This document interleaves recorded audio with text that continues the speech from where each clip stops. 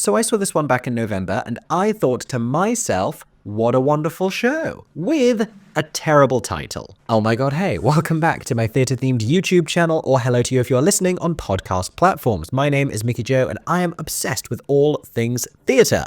I am a professional theatre critic here on social media, and today we'll be talking about A Wonderful World, the Louis Armstrong musical, or the Louis Armstrong musical. Really, it's up to you. This opened late in 2024 at the Broadway Theatre Studio 54 as part of the current very busy Broadway season, and stars Tony Award winner James Monroe Iglehart as the iconic, beloved jazz musician Louis Armstrong in the story of his life, featuring much of the music with which he is associated, as well as a lot of additional music alongside in order to tell his story. A story that takes us from his origins in New Orleans through his time spent in Chicago and Hollywood, eventually culminating in New York, all framed via him getting ready for a concert that will look back over his life and career. And while this is the latest of a great many jukebox bio-musicals, it's not even the only new one arriving this season, with Jonathan Groff set to star as Bobby Darin in the upcoming musical Just in Time.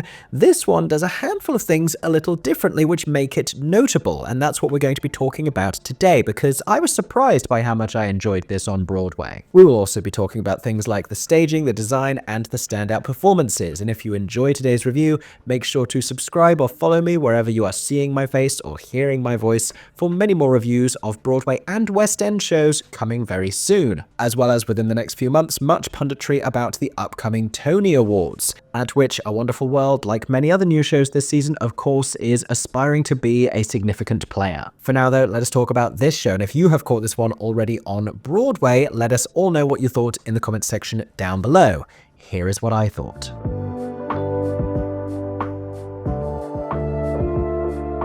Now, like I mentioned, this one took me by surprise. I was surprised how much I enjoyed A Wonderful World, the Louis Armstrong musical, not because it has a small army of producers behind it, and not because there was a late-stage decision for James Monroe Iglehart himself to be the show's co-director alongside Christina Sajou. No, the reason I was reluctant to enjoy this show as much as I did was because we have seen so many jukebox bio-musicals recently, many in this era, and my problem with many of them inherently is they all try and instill tension and suspense by suggesting, as this artist is progressing towards what we already know before we walked into the theatre is going to be a successful and accomplished and glittering and financially very rewarding career, that they might not make it. And fair enough, in the fascinating events of many of these artists' lives, there are several moments where it seemed like everything could go wrong, but to try and get us to worry about that as an audience when we already know that they're going to be fine is pointless. This one robs itself immediately of the ability to do that because we begin with a framing device where we meet Louis later in life, like I mentioned, getting ready for a concert that will look back on his career. And it's in that moment of reflection that we are transported back to the past, a framing device that we've seen in a handful of other shows. I'm now always going to think of Lempicka and Eden Espinosa sat on that bench. And in general, I could do with fewer Broadway shows opening with the, well, I bet you're wondering how I got here kind of a setup, but there's something about the charm of James's delivery as Louis in that scene, in the dialogue between him and the other character on stage, that just about makes me not mind this one. It also frames the entire show as a life worth revisiting and worth looking back on, and a journey that he is going to take us, the audience, on alongside him. And it is a notable journey. One that covers a lot more ground, I think, than something like a Jersey Boys or a handful of the other jukebox shows that I've seen. Side note, why is it always that they're being deceived financially by their managers? That's always a subplot of all of these shows, including this one. Honestly, the music industry sucks. Anyway, like I said, Louis's life covers an awful lot of ground, beginning in New Orleans, where he is playing the trumpet for King Oliver, and he is quite contented in this, and he has fallen in love with a local prostitute. A sentence that may have taken you aback a little, but listen, this is musical theatre. He's not the first one. We've all seen Miss Saigon. Don't be acting brand new. And this actually is the beginning of a reasonably clever framing device that they use in this show, where they compartmentalize the various stages of his career, and by extension his life, into the 4 places in which he lived and the 4 different women he was married to during those times. We begin with the first wife in New Orleans, after he eventually convinces her to say yes to his proposal. Shortly after this, however, he travels to Chicago to pursue his career as a jazz musician, where he meets the woman who will become his second wife, who is a musician herself, who is a deal more savvy in the business than he is, a little more experienced, and understandably, being geographically apart from her, he accidentally, we've all been there, forgets that the first wife existed. A red flag that the second wife ought to have been paying more attention to, because a little time after this, and at the beginning of the show's second act, he goes to Hollywood, becomes a big success in the early days of talking pictures, alongside his deeply devoted, or should I say briefly devoted, third wife. But listen, you don't need to feel bad for Louis, because by the time that he goes to New York for this 4th segment of his career, he meets, you guessed it, his 4th wife. And though he is telling us his story personally, it's also told essentially through his relationships with each of these women. And deplorable as we may find some of this romantic behavior in any other character, there seems to be no limits to the charm of James Monroe Iglehart as Louis Armstrong, because he kind of gets forgiven for all of it. I've heard criticism of the way that his wives are used sort of as a device in the show, but I think in their way, each of them is fleshed out and developed, particularly wives 2 and 4. They get really decent characters in this show. Certainly more so than in the likes of Ain't Too Proud, and not to keep mentioning it, but Jersey Boys. In that show, they can be down to 2 women and they still find a way to make it work. In this, that would prove challenging, I feel. And that is how the show is structured. Like I said, it uses some of the music with which he has been associated, but also other music of the time, of the eras. Yes, we hear his performance of Hello Dolly from the Hello Dolly movie musical that he appeared in alongside Barbra Streisand. More on that moment and how it's utilized momentarily. But what affords this a depth, which is very important to me, is an extra dimension that accompanies his story, because in one of his earliest professional jobs as a trumpet player, he is working on a steamship, and what begins as an uncomfortable encounter with some demanding white guests ends with one of the other black musicians aboard the boat being chased off of it and lynched. This is one of many moments of racism and discrimination that Louis bears witness to throughout his own rise to success, and especially when he then travels to Hollywood and he has to really reckon with the public image of himself which he is curating, and how to make himself palatable to racist white America of the time. The show really explores what it means for him to exist as a black artist at that time, especially with everything that he has seen and everything that he has been made aware of about what it's like for other black musicians. And that is the area in which I think A Wonderful World has more depth and has more nuance to it than a lot of other jukebox musicals, because,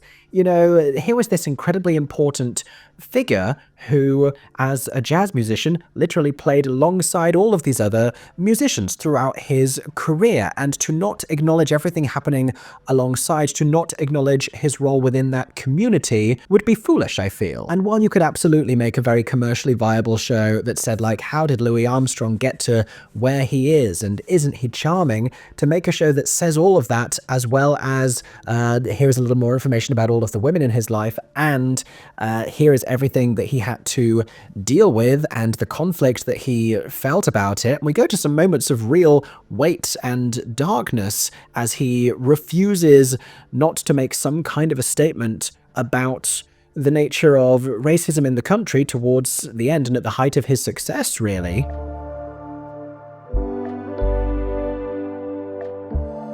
And so there is so much that I enjoy about this show. My one real reservation is the way that it concludes. This is going to be a bit of a spoiler. If you don't want to know about the ending of the show, skip ahead to the next section. But we find Louis essentially readying for death, comforted by the spirit of his 4 wives around him, ready to guide him into heaven, all of adultery forgiven, it seems. And it's at this moment that we sing A Wonderful World, if I'm recalling this correctly. And I remember thinking, now this is how we're using this song. And he makes, before this, a big political speech. And there are so many moments in which he encounters dreadful atrocities happening to members of his own community, to other black musicians, and he sees dreadful realities of prevalent racism.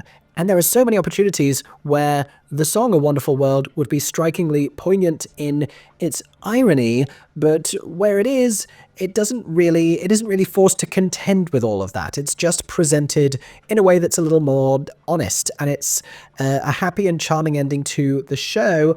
But I think it robs it a little of some of the weight of the issues that it's been addressing. It's almost like the show itself, keen to leave tourists in a good mood, and kind of sweeps a lot of that darkness under the rug. And given that that is the context of this song, that is why I have a little bit of an issue with this as a title, because it does just feel unironic, and that's not really the story that it presents. Now, the show was conceived by Andrew Delaplane and Christopher Renshaw. The book was written by Austin Squire, and it is of a decent length. It is a very substantial show. It also, on occasion throughout, because he is constantly going to and from women, we don't necessarily get as much opportunity as we might like to really get to know Louis in isolation. I don't know that you walk away from Studio 54 having found out that much more about him as an individual. He begins as a jazz musician, he ends as a jazz musician, and throughout the show he is a jazz musician who is briefly in films. And we find out that he is amorous, and has a remarkable strength of character and personal conviction and principles. But I can't help but feel as though we are missing especially some early moments to really get to grips with his motivations and aspirations as a character beyond, I like playing the trumpet and I want to marry this whore. Anyway, let's continue talking about the production and the creative elements that bring it all together.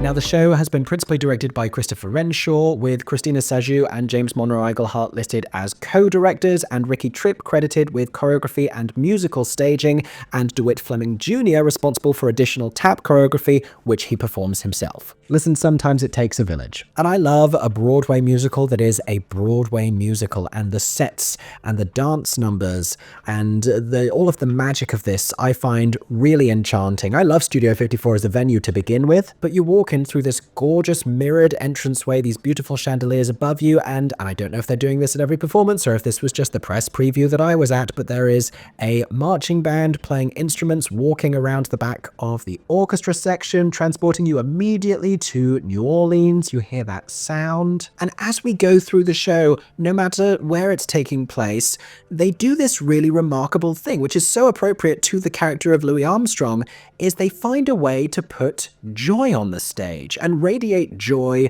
from this show. And like I said, we experience some real moments of despair and darkness with some of the themes and some of the historical realities that we touch on within this material. But at so many turns, they just evoke joy. They find a way to theatricalize joy. And that's really remarkable, I think, about this show. One of the ways in which they do that is towards the end, as he is talking about his experience on film.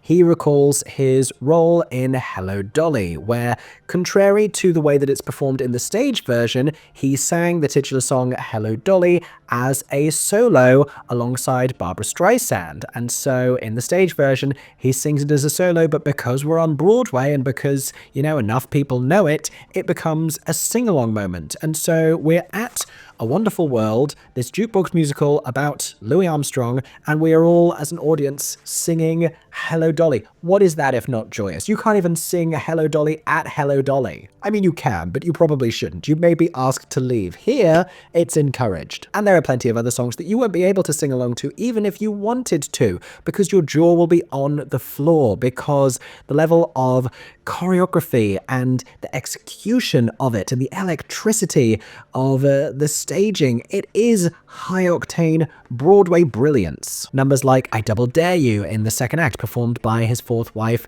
Lucille. Numbers like When You're Smiling. It's so winningly staged. They make excellent use of a revolve that goes in and out layout of certain doorways on this gorgeous set. Adam Koch and Stephen Royal are credited with scenic and video design. I love the way that this set incorporates video elements. I think it's done very cleverly while still feeling lush and expensive and full, and situating him within all of these different jazz clubs, but then taking us to Hollywood. And what I love about this set, the character of it, is that it transports us to all of these completely different cities, to go from New Orleans to New York by way of the West Coast and Chicago is quite a feat. But like Louis himself, he's kind of captured within that set because it looks like each individual place, and we understand that that's where we are, but it retains the character of New Orleans and the circumstances of his birth the entire time. So it personifies him, really. Tony Leslie James's costumes are gorgeous. I love to see period costumes like this. Really, all of the creative elements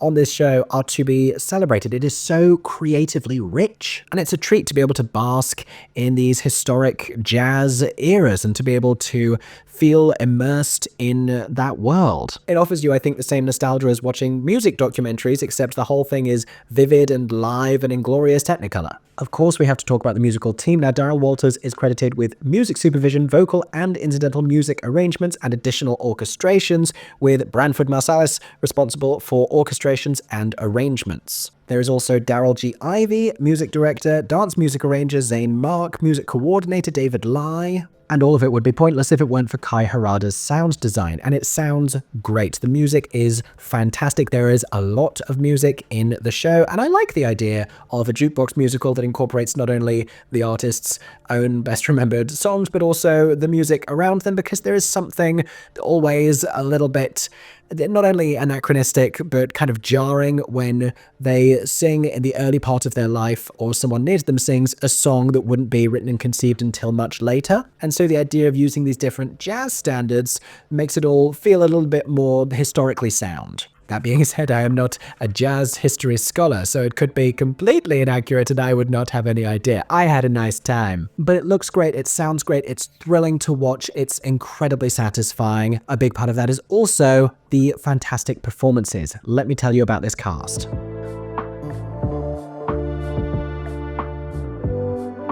Now, we obviously have to offer our principal praise to James Monroe Iglehart, who is playing Louis Armstrong. I have to assume that he is going to be looking at a Tony Award nomination for this role, if only because that so often happens to the leads of these biomusicals. But like I said, Jonathan Groff also doing it this season. But I do hope that James is nominated, because I think what he does with this character is brilliant and charming, and to see him go from this naivety and this foolishness at the beginning of his career and grow both wise and weary, but retain that youthfulness as we see him encounter for the first time each of the women who would become his wife. We see rekindled in him this passion of a much younger man. And if Armstrong is meant to be motivated by his love not only for these women, but placed just as high alongside that his love for his music,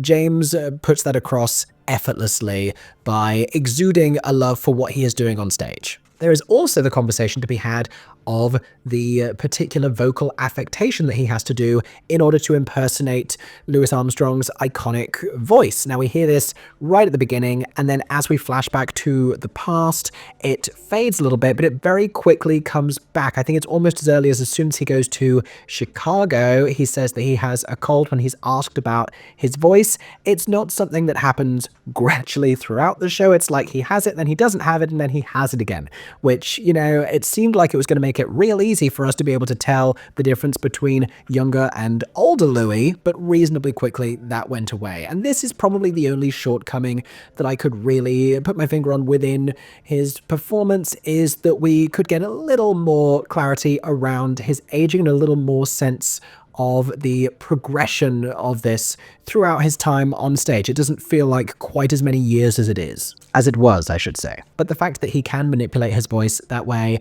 and do the signature kind of raspy, husky quality, I think because he was in Spamalot with Alex Brightman, I think he attributes his understanding of how to do that to him. Alex Brightman, who obviously learned how to do that for Beetlejuice. It's very impressive, and for an audience that may recognize Iglehart as King Arthur from Spamalot or more of them as the genie from Aladdin, it plays a big role in this complete transformation that happens to turn him into Louis Armstrong. FYI, I keep saying the name different ways. He says it different ways, and characters say it different ways throughout the show. There is no consensus about how to pronounce this man's name. The world seems to say Louis. He said Louis in the Hello Dolly film. This show gives you both. There's also something quite magical just about James's smile, and he, like the show itself, can exude this joy so effortlessly. And so when we see him brought to woe, it's hugely upsetting because we've been so entranced by this extraordinary grin and the warmth that came with that. Now, Dionne Figgins plays Daisy Parker, wife number one. She's a real spitfire when we meet her in the first act, and then when she unexpectedly returns, she delivers a lot of sass and a lot of passion. She's fantastic. His next wife is Lil Hardin, played by Jenny Harney Fleming, one of the two strongest supporting performances in the show. I thought she was remarkable. I mean, wives 2 and 4 get the best material in no uncertain terms, but she arrives into his life with this immediate directness and this force. Kim Exum plays Alpha Smith, wife number 3, and Darlisha Kersey plays Lucille, his final wife. It's like 6, but 4. Lucille probably has the showiest material. She gets to not only be this extraordinary performer in her own right, but then also, she really grapples with the relationship with him and makes concessions and demands and, comes to terms with the realities of being this man's wife with her very modern but also uncompromising approach to it, and her performance through all of that, like all of the women, really has this force and this determination, and they're all just a joy to watch on stage, but her in particular, she's really a star. Now, there are a handful more brilliant supporting cast members in this show, in particular Gavin Gregory, who plays a musical mentor to Louis, King Joe Oliver. Now, this character also plays a role in Louis's understanding of the plight of the black artist in, historic America, because even though it's on the back of his success that Louis finds his first few professional opportunities, he later encounters him basically living in squalor. The scene and song which make up that encounter are incredibly powerful, one of the most impactful moments of the show. There is also DeWitt Fleming Jr. and his unforgettable toe-tapping appearance as Lincoln Perry, the actor who helps Louis understand how he is going to navigate Hollywood. Finally, and though I didn't have the joy of seeing him at this performance because he is an alternate for the leading role, there is also James T. Lane, whose work I have enjoyed on stages for years. So if you're seeing a performance where James Monroe Iglehart is not performing and James T. Lane is, do not be too sad. I would love to hear what he's like in the role. If anyone has seen James T. Lane, let me know in the comment section down below, because honestly, I'd go back and see this show again to enjoy him in the role. Anyway, those have been many of my thoughts about A Wonderful World, the Louis Armstrong musical, currently running at Studio 54. If you've seen the show already, let me know what you thought in the comments down below, whether you agreed with me or not. And if you haven't seen it yet and it sounds like something you might be interested in, consider it if you're in New York right now or anytime soon. Thank you for listening to this review. I hope that you've enjoyed. If you did, make sure to subscribe or follow me for many more theatre reviews coming very soon. In the meantime, I hope that everyone is staying safe and that you have a stagey day. For 10 more seconds, I'm Mickey Joe Theatre. Oh my god, hey, thanks for watching, have a stagey day. Subscribe!